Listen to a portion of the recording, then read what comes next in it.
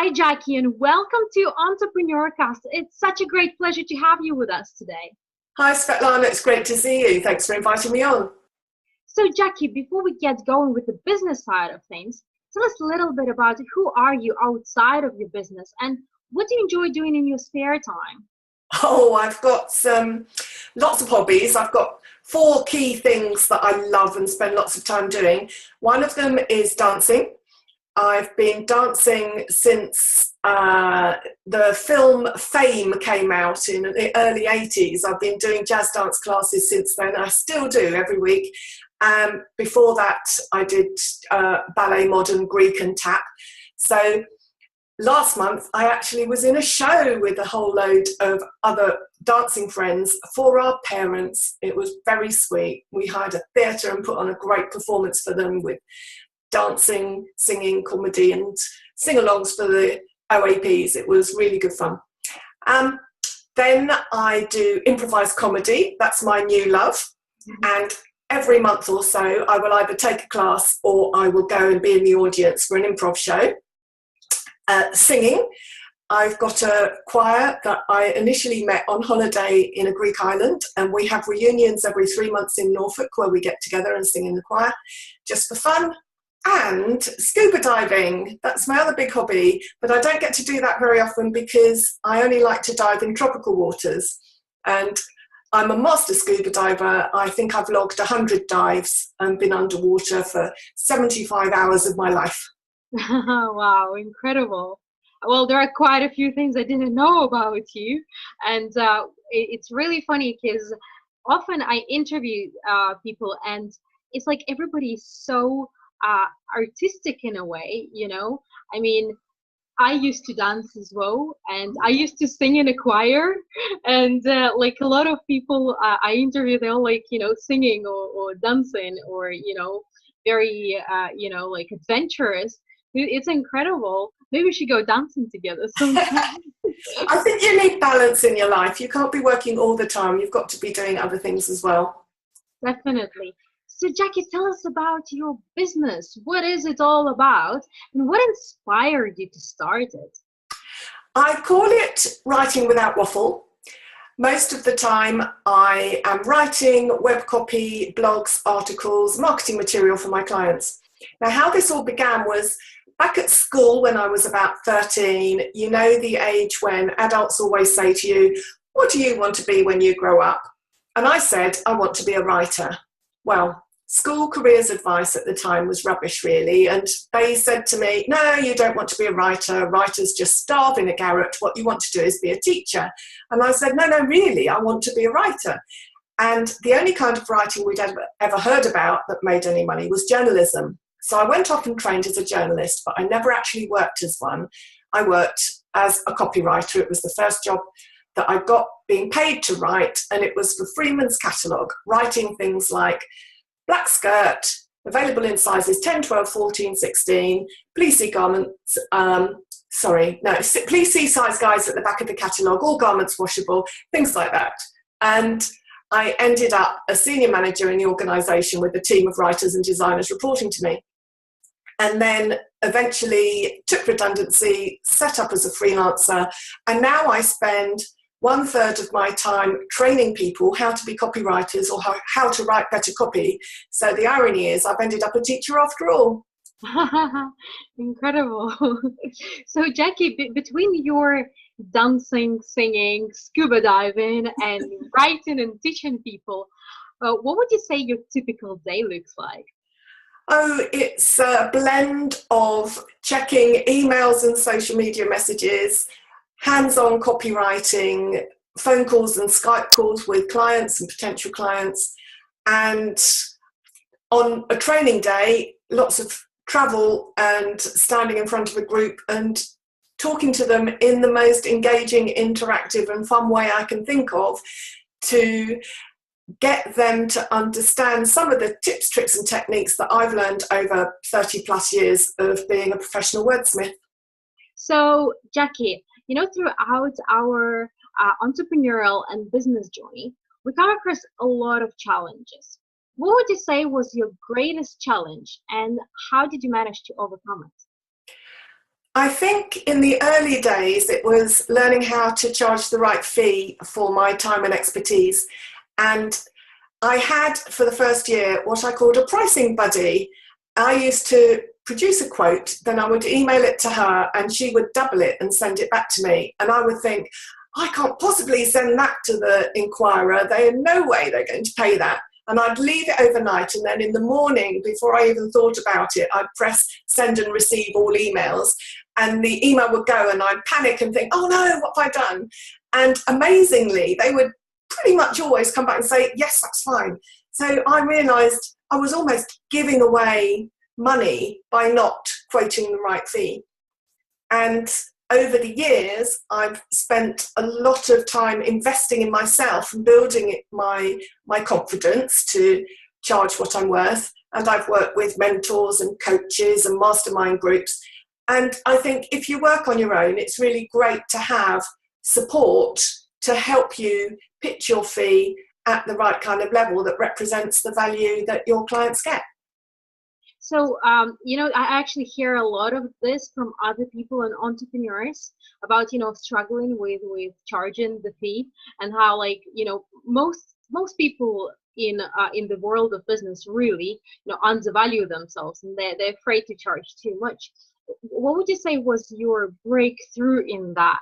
Was it a friend who would double it and you just would do it, or was it something else that triggered that and you said, you know what, enough is enough, I'm going to charge what I'm worth? It's a combination of the internal and external approach, I think. The external advice I was getting from people around me helped a lot, but the most important thing was probably the internal work on my own confidence, self-belief and value. So we already went through your challenge, so we know how you overcame that. On the bright side of things, what would you say was your greatest success in your business?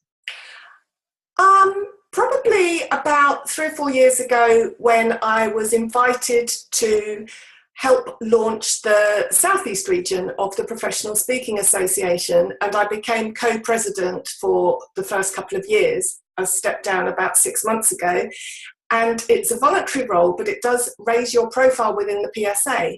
And because of that, I got the chance to speak in a breakout room about speaker websites at the main conference. And I didn't know, but someone from PSA Southern Africa was in the audience, and he asked me then to go out and speak in Cape Town to their audience. And as a result of that, I got asked to speak in Marbella by another organisation. And so it has led to me becoming international and having international clients. And you also speak on copywriting, right? I speak about copywriting. My current talk is Tart Up Your Tagline. So it's an interactive 20-minute session on how to sum up what you do in answer to the question, hello, what do you do? And the way of expressing the value that you give in words that the listener will be inspired by. I love it. So Jackie, as business owners, we always need to come up with a lot of ideas. So where would you say you come up with your best ideas? Oh, when I'm not at work, it could be driving the car, in the bath, and most importantly, listening to live rock music. Oh, cool. I go and see bands, and to the embarrassment of my friends, I've got either my phone as a recording device or pen and paper in my handbag, and I get an idea without even trying, and I have to write it down there and then, or I'll forget. Oh, wow. I would never think that you were a rock chick. Oh, completely. When I was growing up, what we now call classic rock was then new music. So, Jackie, we also throughout our entrepreneurial journey come across, a lot of different inspirations. And I'm sure you're an inspiration to a lot of people. But you yourself, do you have people that inspire you, or so-called personal heroes? I would say my mum. She's a real good Samaritan. Once, when I was still living at home, there was a homeless person that slept on the bench opposite the house, and she'd invited him in for a cup of tea, him and his dog Mary, and she asked me and my sister to come downstairs and make conversation with him for a couple of hours while he drank his tea, told us his life story. She sent him off with a pair of Wellington boots because she said, what do you need? And he said, new shoes. That's all she had to give him. So off he went, happy. And it's something I think I've inherited, this trait to be helpful. And there is a danger in it because there's a risk of being too helpful, taking on too many voluntary or unpaid charitable roles. It's harder for me to say no when I'm asked for help than it should be. But I think that's where I get it from. Wow, it's interesting how, for a lot of entrepreneurs, it's our parents or, someone very close to us. But sometimes you listen to other people, they'll say, oh, it's this person or that person who's somewhere far away. But in the end of the day, for everyone who succeeded, there was a role model in their life who was the closest to them. So yeah, I love it. Jackie, you've been in business for quite a while. You went through obviously your challenges, your successes. You gained a lot of experience and wisdom and knowledge. So from your experience, knowledge, and wisdom, would you share with us your top 3 tips and strategies for any entrepreneur or business builder to drive their business and life forward? Okay, I worked this out, wrote it down. The first thing I would say is from day one, start collecting star ratings, reviews, testimonials, and case studies. The reason for that is people judge you more by what other people say about you than by anything you say yourself.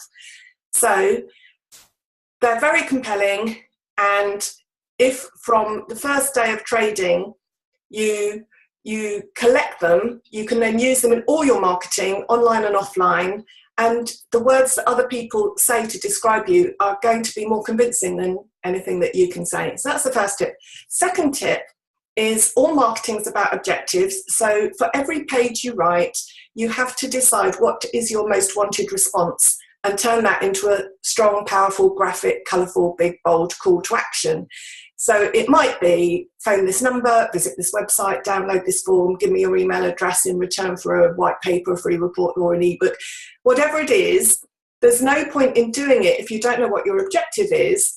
And the story goes that back in years gone by when you used to clip coupons out of magazines, they have a dotted line around them, and that dotted line would have a scissor symbol and the words cut here.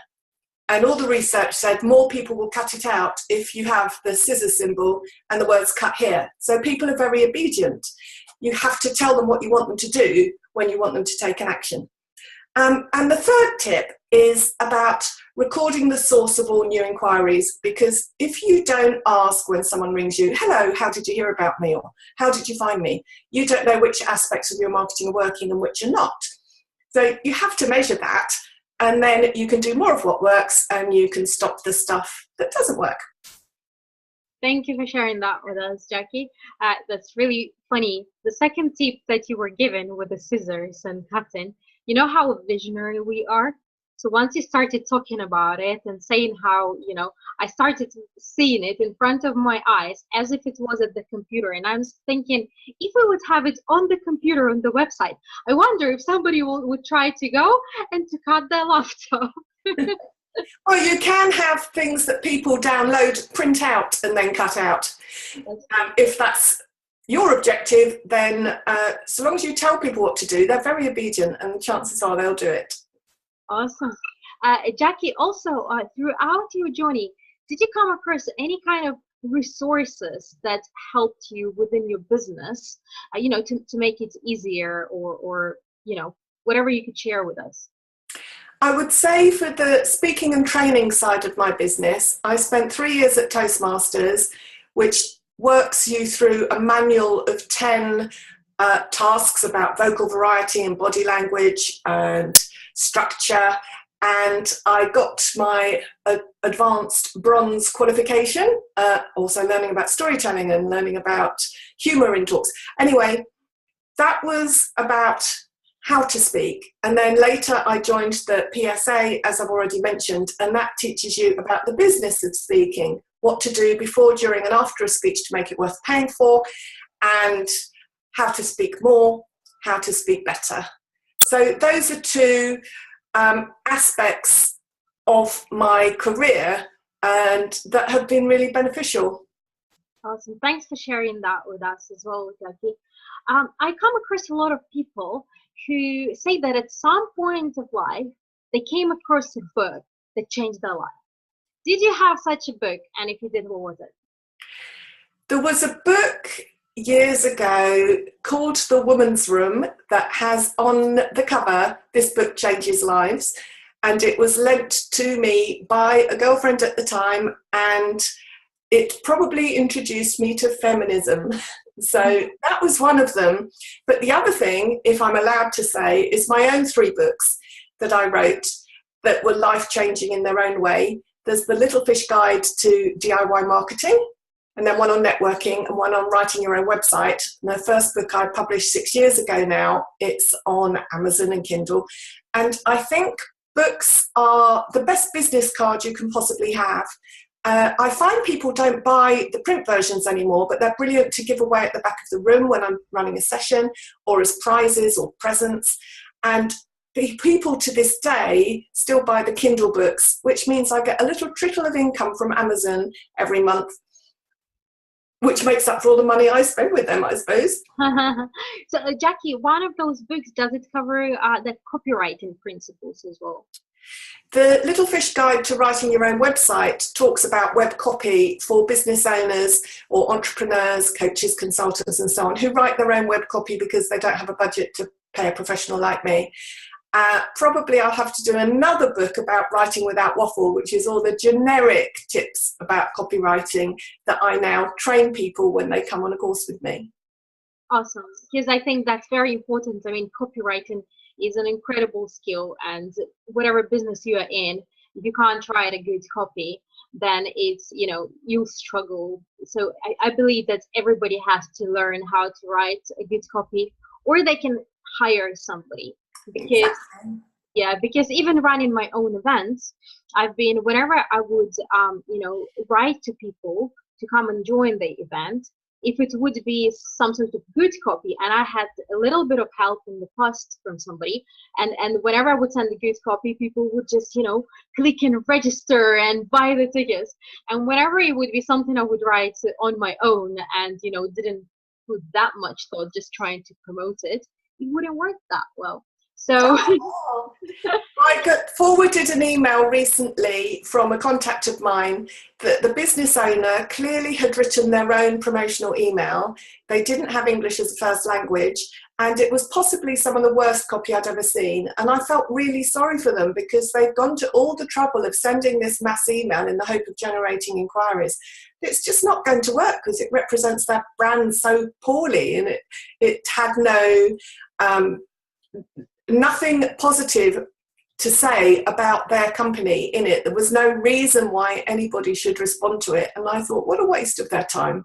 And it's not just small businesses that make this mistake. Sometimes big businesses make terrible errors in their copy as well. I collect them all and share them on my courses and social media content. And as long as people carry on writing their own copy and making these mistakes, there'll always be a role for me. So I shouldn't complain. Definitely. But okay, so you said you collect all that information and you see the mistakes that people make. Was there any kind of number one mistake that you discovered that people make? Yes. The most common mistake is that companies write in chronological order. They write what I call upside down. So they might start with, on their profile or their About Me page or their Our History page, they start, this company was founded in 1905, and then we bought this machine, and then we moved to this building, and then we got a new CEO, and then this happened and that happened. And that's very natural. And if you're lucky, they'll end up with, and here's what we're doing today, and by the way, here's our phone number. But the top tip is to turn it upside down. So you start with what you're doing today, and you end up with, how did you get where you are today? And the reason for that is people are so busy, they won't read to the end. So you can't hide your punchline at the end. You have to put the most important information, the what's in it for me information, at the top, and then the background, if it's relevant to them, they'll carry on reading and they'll get to that. The other tip is writing too much from their own point of view. So they will use the words I, us, we, our, more than they use the words you and your. And the words you and your are the most powerful words in the English language, apart from a person's own name. So the top tip for turning ordinary or academic or corporate style copy into copy that will actually generate the results you're looking for is to make it bottom up rather than top down. So you don't use the voice of the company talking, you work out what words and language will trigger the response you want from your reader, and you take that as a starting point. So that's my main advice. Thank you. Jackie, you've been in a business for a long time. You know, you came a long way. You're in authority in your niche. You know what you're doing. You know, you've gone through like everything. What's next for you? What's your next big goal, dream, aim? And if there is someone listening today who could potentially help you get there, who would it be? Okay, well, funnily enough, although I started telling you that I didn't want to be a teacher, my goal is to change the ratio of my activities. So I'm 2/3 training or speaking, 1/3 hands-on copywriting. And what I'm running at the moment, there are 2 particular courses. There's one I do, Copywriting for Recruiters, and that's in association with Mitch Sullivan, who's quite well known in that sector. And so I'm looking for recruiters who want to know how to write better recruitment ads. We've been running these courses all over the country, London, Birmingham, Manchester, Brighton, and they're really successful. They're really getting brilliant results, and recruiters are getting better candidates for their roles. And so it works better for everybody. And another course I run is Copywriting for Freelance Journalists. Journalists aren't getting paid so well when they're freelance, and copywriting is another string they can add to their bow, to use a cliche, which I would tell them not to do. And I run a regular course in London Bridge for freelance journalists that also is getting great results. And the journalists, when they know the difference between writing copy and writing editorial, can go out there and build their own copywriting career. So those are referrals I'm looking for at the moment. Amazing. Awesome. Well, Jackie, we're coming to the end of the show. It's been amazing to have you. But before we say our goodbyes, is there anything else you would like to add or advise on? No, it's just to say that anybody that wants some free advice can read my blog or sign up for my Writing Without Waffle tip sheet that goes out every month with marketing, copywriting advice and wordy humour. And people will find all kinds of hints, tips and insights on those resources there. Amazing. And what's the best way to get in touch? It's jackiebarrie.com. And the spelling is JACKIE and then BARRIE. At jackiebarrie.com, there's all the free resources that I've talked about and all the different ways to contact me. Amazing. Well, thank you again for coming on the show. It's been so amazing to have you. And I really look forward to catching up again soon in person. It's my pleasure. I look forward to seeing you soon.